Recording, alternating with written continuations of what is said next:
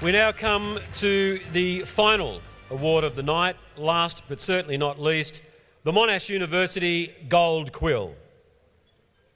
And the winner is Cameron Stewart from the Australia.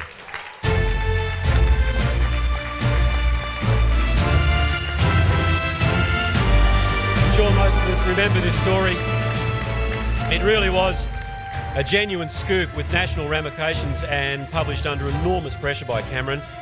He balanced national security concerns and the Australian public's right to know the details of an alleged terrorist plot to attack an Australian Army base. And despite negotiating with the Australian Federal Police for an agreed timetable to publish, his report sparked a witch hunt, driven, some would say, by the Victoria Police, and an investigation that, well, probably continues to this day. Cameron, can I please invite you to the microphone?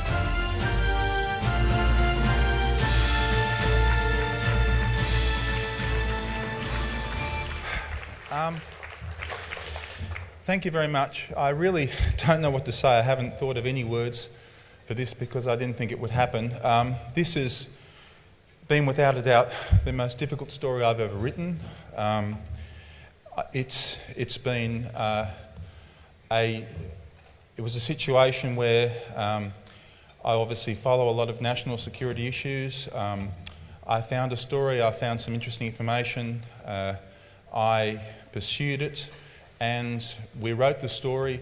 The Australian got a bit of flack from the police chief, Simon Overland, at the time, who was upset that some of the newspapers, he said, came out a little bit early on the morning of the raids. We actually published on the morning of a major terror raid in which 5 people were arrested on terror-related issues.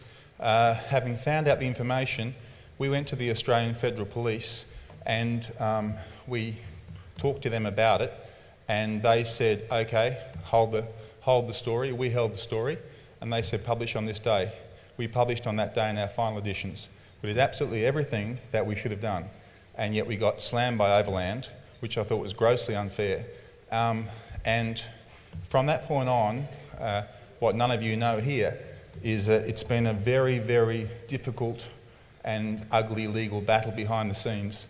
The lack of shield laws for sources, for journalists and everything in this country is an absolute disgrace. I really...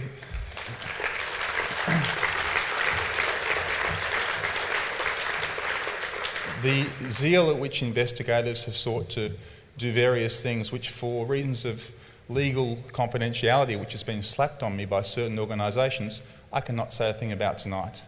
But let me tell you that it is a real fight in this country for press freedom, because it's a very ugly battle that we face, and I hope that every single person in this room does what they can to stand up for it.